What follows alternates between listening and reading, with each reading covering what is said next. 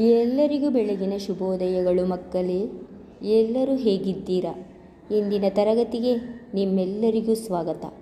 ತರಗತಿ 5, ವಿಷಯ ಗಣಿತ, ಅಧ್ಯಾಯ 5, ಹಣ. ಇಂದು ನಾವು ರೂಪಾಯಿಗಳು ಮತ್ತು ಪೈಸೆಗಳನ್ನು ದಶಮಾಂಶ ರೂಪದಲ್ಲಿ ಬರೆಯುವುದು, ಗಣಿತದ ಮೂಲ ಕ್ರಿಯೆಗಳಾದ ಸಂಕಲನ, ವ್ಯವಕಲನ, ಗುಣಾಕಾರ ಹಾಗೂ ಭಾಗಾಕಾರಕ್ಕೆ ಸಂಬಂಧಿಸಿದ ಸಮಸ್ಯೆಗಳ ಬಗ್ಗೆ ತಿಳಿದುಕೊಳ್ಳೋಣ. ಈಗ ನಾವು ರೂಪಾಯಿಗಳು ಮತ್ತು ಪೈಸೆಗಳನ್ನು ದಶಮಾಂಶ ಭಿನ್ನರಾಶಿ ರೂಪದಲ್ಲಿ ಬರೆಯುವುದರ ಬಗ್ಗೆ ತಿಳಿಯೋಣ ಮಕ್ಕಳೇ.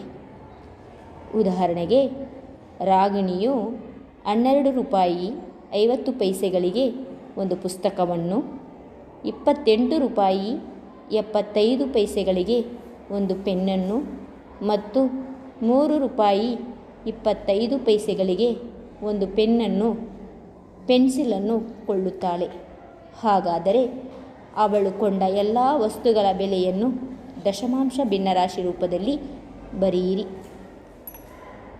ವಸ್ತುಗಳು ಮತ್ತು ಅವುಗಳ ಬೆಲೆಯನ್ನು ಒಂದರ ಕೆಳಗೆ ಒಂದನ್ನು ಬರೆದು ದಶಮಾಂಶ ಭಿನ್ನರಾಶಿ ರೂಪದಲ್ಲಿ ಬರೆಯೋಣ ಮಕ್ಕಳೇ.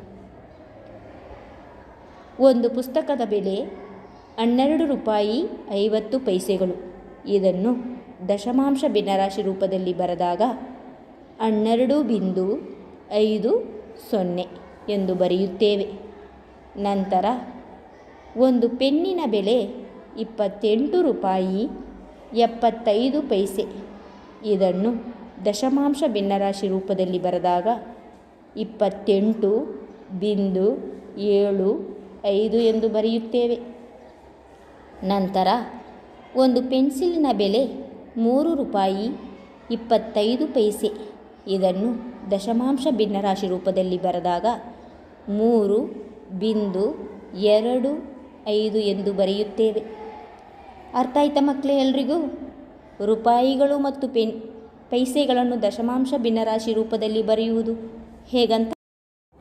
ನಂತರ ಹಣಕಾಸಿನ ವ್ಯವಹಾರದಲ್ಲಿ ಸಂಕಲನಕ್ಕೆ ಸಂಬಂಧಿಸಿದ ಸಮಸ್ಯೆಯನ್ನು ನೋಡೋಣ ಮಕ್ಕಳೇ. ಉದಾಹರಣೆಗೆ, ಮಹೇಶನು ರೂ 18.5ಕ್ಕೆ ಒಂದು ಪೆನ್ನನ್ನು, ರೂ 10.75ಕ್ಕೆ ಒಂದು ಪುಸ್ತಕವನ್ನು ಮತ್ತು ರೂ 125ಕ್ಕೆ ಒಂದು ಕೈಚೀಲವನ್ನು ಕೊಂಡನು. ಹಾಗಾದರೆ ಅವನು ಕೊಂಡ ಎಲ್ಲ ವಸ್ತುಗಳ ಒಟ್ಟು ಬೆಲೆ ಎಷ್ಟು?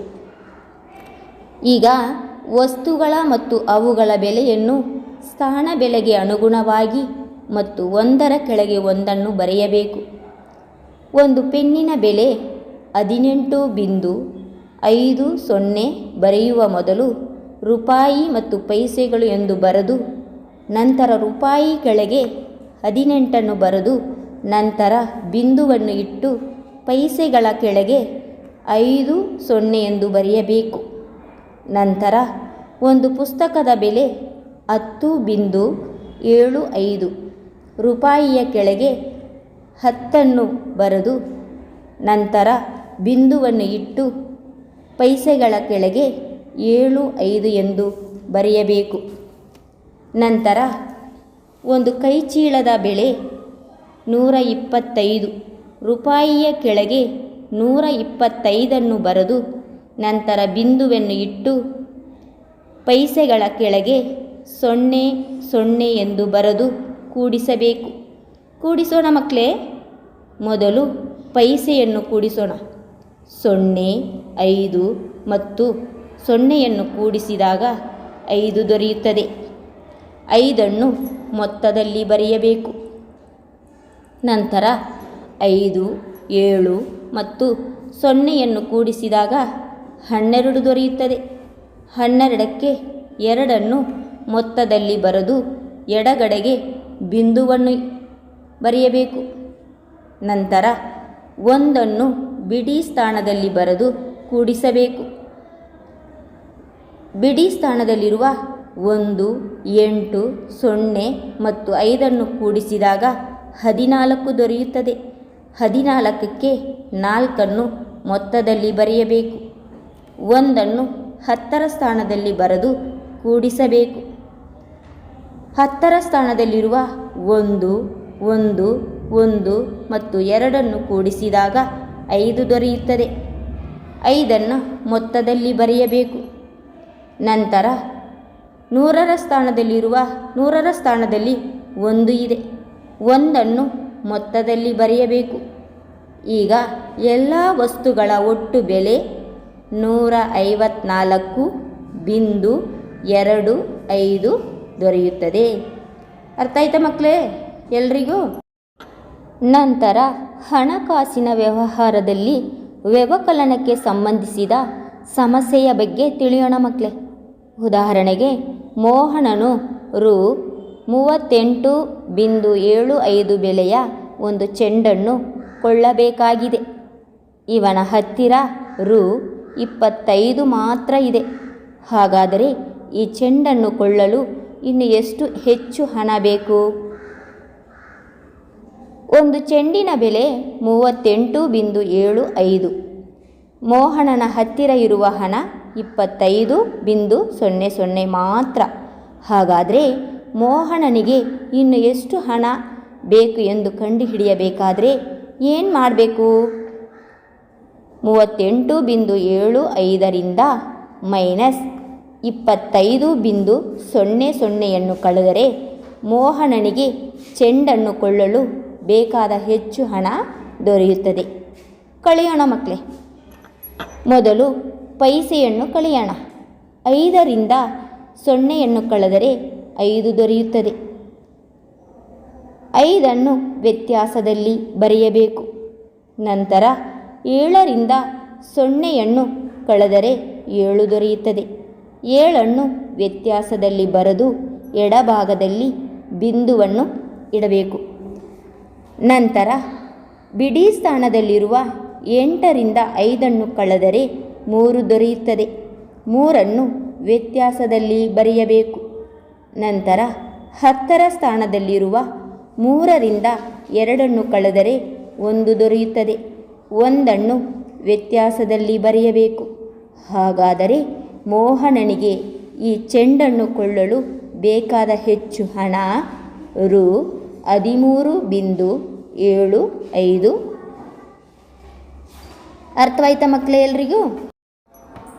ನಂತರ ಹಣಕಾಸಿನ ವ್ಯವಹಾರದಲ್ಲಿ ಗುಣಾಕಾರಕ್ಕೆ ಸಂಬಂಧಿಸಿದ ಸಮಸ್ಯೆಯ ಬಗ್ಗೆ ತಿಳಿಯೋಣ ಮಕ್ಕಳೇ. ಉದಾಹರಣೆಗೆ, ಒಂದು ಪುಸ್ತಕದ ಬೆಲೆ ರು 24.75 ಆದರೆ 6 ಪುಸ್ತಕಗಳ ಬೆಲೆ ಎಷ್ಟು? ಒಂದು ಪುಸ್ತಕದ ಬೆಲೆ ರು 24.75 ಆದರೆ 6 ಪುಸ್ತಕಗಳ ಒಟ್ಟು ಬೆಲೆಯನ್ನು ಕಂಡುಹಿಡಿಯಬೇಕಾದರೆ ಒಂದು ಪುಸ್ತಕದ ಬೆಲೆಯನ್ನು ಅಂದರೆ 24.75 ಒಟ್ಟು ಪುಸ್ತಕಗಳ ಸಂಖ್ಯೆ ಅಂದರೆ 6ರಿಂದ ಗುಣಿಸಬೇಕು. ಗುಣಿಸೋಣ ಮಕ್ಕಳೇ.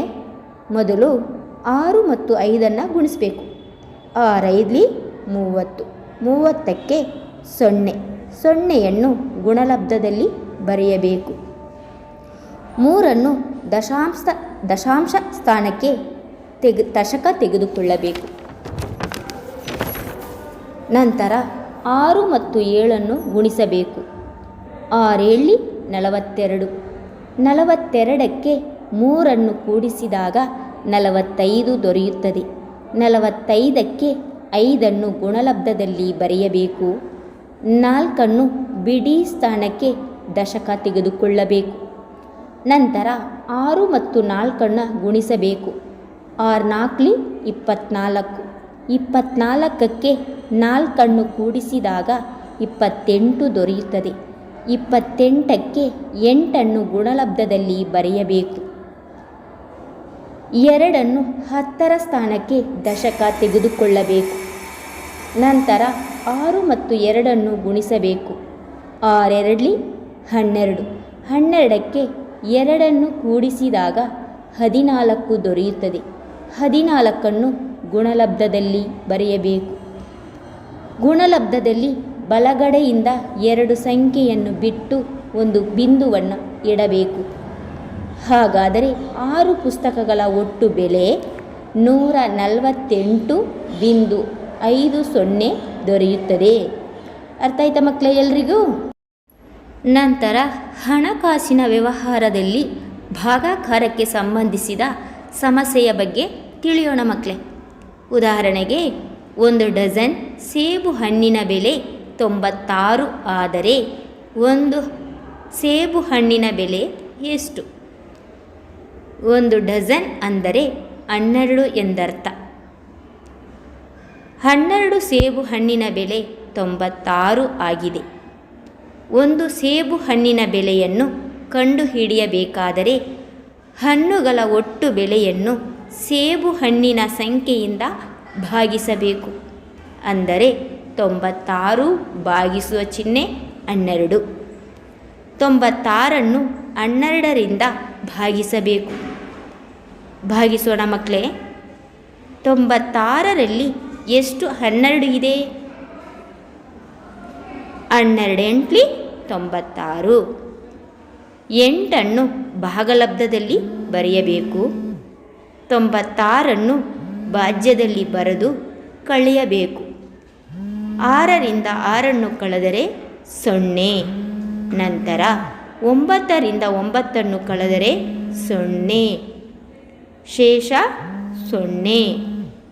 ಹಾಗಾದರೆ 1 ಸೇಬು ಹಣ್ಣಿನ ಬೆಲೆ 8 ರೂ. ಅರ್ಥ ಆಯ್ತಾ ಮಕ್ಕಳೇ ಎಲ್ರಿಗೂ? ಇಲ್ಲಿಯವರೆಗೆ ರೂಪಾಯಿಗಳು ಮತ್ತು ಪೈಸೆಗಳನ್ನು ದಶಮಾಂಶ ಭಿನ್ನರಾಶಿ ರೂಪದಲ್ಲಿ ಬರೆಯುವುದು, ಗಣಿತದ ಮೂಲಕ್ರಿಯೆಗಳಾದ ಸಂಕಲನ, ವ್ಯವಕಲನ, ಗುಣಾಕಾರ ಹಾಗೂ ಭಾಗಾಕಾರಕ್ಕೆ ಸಂಬಂಧಿಸಿದ ಸಮಸ್ಯೆಗಳ ಬಗ್ಗೆ ತಿಳಿದುಕೊಂಡಿದ್ದೇವೆ. ನಾನು ನಿಮಗೆ ಕೆಲವು ಲೆಕ್ಕಗಳನ್ನು ಮನೆಗೆಲಸವಾಗಿ ನೀಡಿದ್ದೇನೆ ಮಕ್ಕಳೇ. ನಿಮ್ಮ ನೋಟ್ ಪುಸ್ತಕದಲ್ಲಿ ಮಾಡಿ. ಇವುಗಳ ಬೆಲೆ ಕಂಡುಹಿಡಿಯಿರಿ. 1ನೇ ಲೆಕ್ಕ ರೂ 13.25, ರೂ 6.30 ಮತ್ತು ರೂ 10.40 ರ ಮೊತ್ತ. 2ನೇ ಲೆಕ್ಕ ರೂ 78.45 ಮತ್ತು ರೂ 69.70 ರ ವ್ಯತ್ಯಾಸ. 3ನೇ ಲೆಕ್ಕ ರೂ 147.25 ಗುಣಿಸು ರೂ 17 ರ ಗುಣಲಬ್ಧ.